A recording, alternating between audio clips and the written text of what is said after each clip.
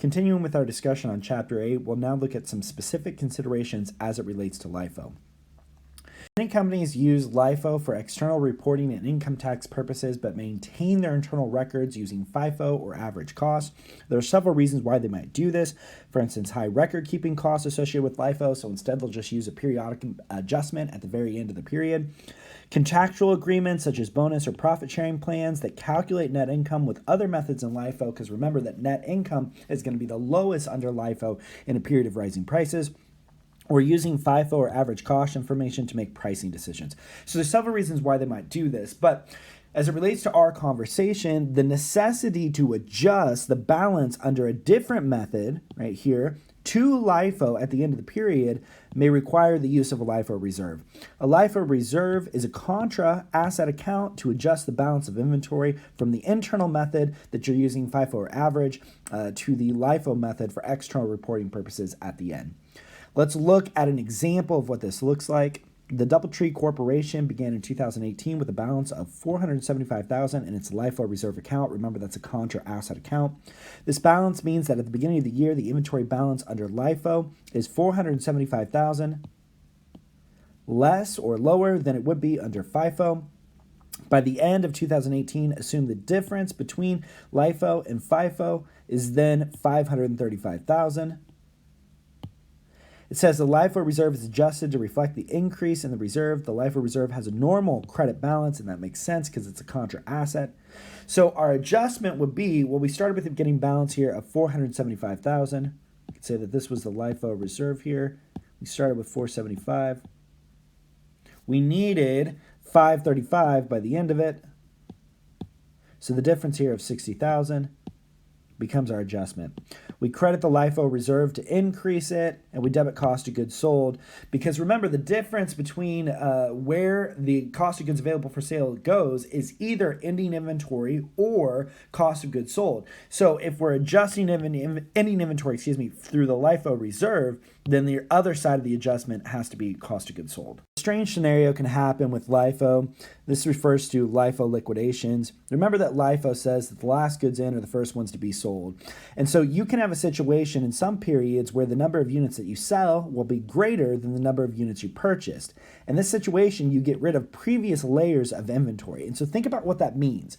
For instance, one of the benefits of LIFO is that it matches current period cost with current period sales price, right? The last goods in are the first ones to be sold. And so the last goods have the most current cost, and the sales price then of whenever you're selling in that given period is then matched with the most recent cost information that you have.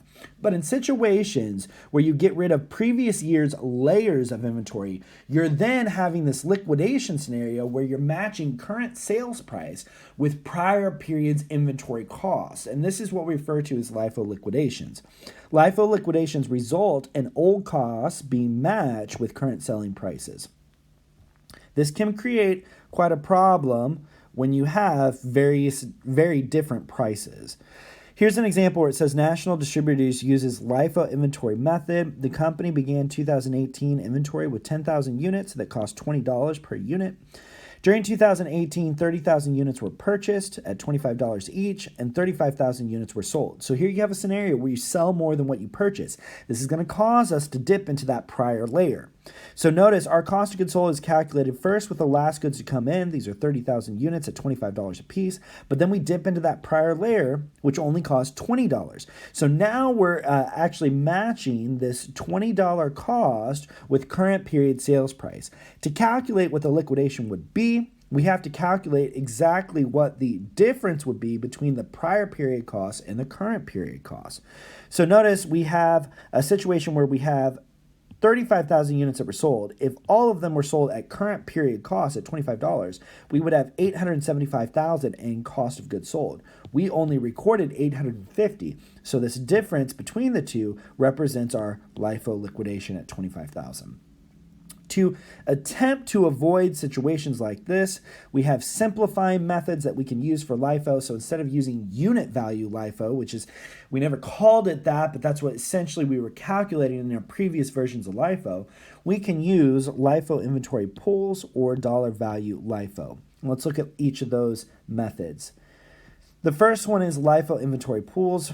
LIFO inventory pools groups inventory units into pools based upon physical characteristics. So goods that are similar in their physicalities, we group them together and we take an average of those costs. So we consider all of them to be made, the purchases to be made at the same time and at the same cost together, and we calculate this average cost and use that as the cost for the pool. To calculate ending inventory under this method, we take the beginning inventory plus the single layer that's added if quantity of ending inventory increases. So essentially what we're saying is we have an average cost for a pool, we group all those items together, and then if we don't sell through all of them, we add a single layer here to the beginning inventory, and that represents our ending inventory.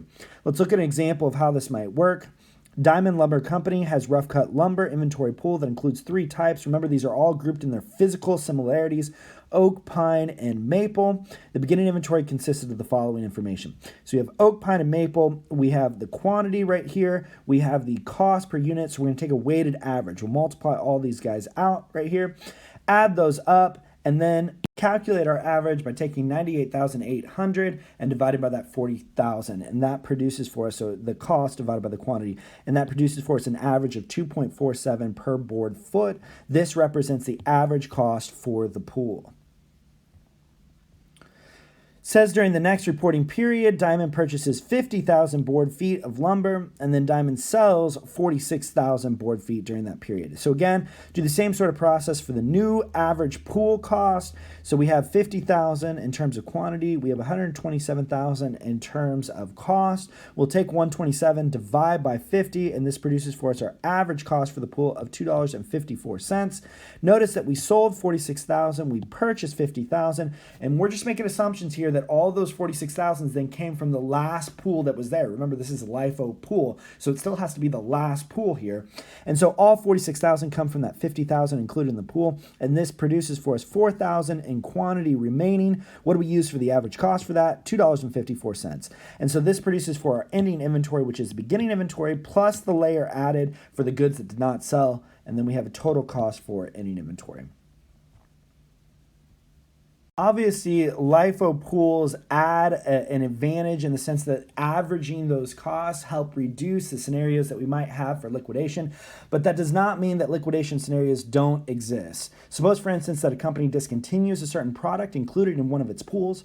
The old costs that existed in prior layers of inventory would be recognized as cost of goods sold and produce LIFO liquidation profit. Even if the product is replaced with another product, the replacement may not be similar enough to be included in the same inventory pool. And in fact, the process itself of having to periodically redefine pools as changes in product mix occur can be expensive and time-consuming. Because of that, we have a second method that we use to simplify LIFO, which is dollar value LIFO. Dollar value LIFO views inventory pools as comprising of layers of dollars instead of physical characteristics. Remember that LIFO pools looked at physical characteristics. This instead looks at dollar value. This allows the company to combine a large variety of goods into a single pool. Some of the advantages that we have is that it simplifies record-keeping procedures, minimizes the probability of liquidation even further than the inventory pools, and then allows the acquisition of new items to be viewed as replacement of dollar value of the old items, so you don't have to worry about the example that I just said where we discontinue a certain product. In order to calculate dollar value LIFO, we first have to deflate the inventory amounts by any increase in prices so that the beginning and ending amounts are measured in terms of the same price level. Remember, we're measuring inventory in dollar values, and the way that dollar value LIFO is going to work is that we're going to start with a base amount. That's the first year that we switch to dollar value LIFO. And then from then on, we're going to restate the inventory balances. Originally, the balances will be calculated at their year-end cost. We're going to adjust those for a price index so that it's remeasured in the base year amount. And then we're going to compare, because our goal is going to be, do we have an increase in inventory based upon simply a change in inflation of costs? or do we have an increase because the actual change in quantity? So that's going to be the reason why we're going to convert back to our base year amount every single period we calculate ending inventory. So our 3 steps in calculating dollar value LIFO: step number 1 is convert the ending inventory to base year cost. Step number 2 is identify the layers of ending inventory created, essentially ensuring that the increase in inventory, if it exists, is due to an increase in quantity and not an increase in inflation. And then restate each layer using the cost index and the year acquired. So once we identify the quantity increase, we'll then reapply the cost index price. Let's see how this works with an example. Haynes Company adopted dollar value LIFO method on January 1st, 2018, when the inventory value is $400,000. This is going to be our base year amount. And so the cost index is going to be considered just 1 in that base year amount.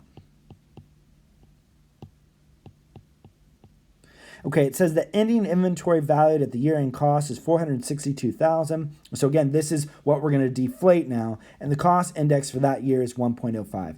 So our first step, step number 1, is to take the 462 and divide by 1.05.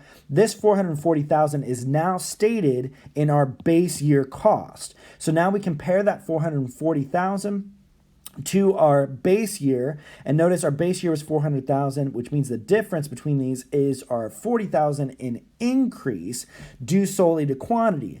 So now we adjust that increase in quantity by the index to measure at current period prices. So we have base year price, we have current period price that is only due to an increase in quantity, not due to an increase in inflation, and this provides for us our new year-end inventory value under dollar value LIFO. This is the end of chapter 8.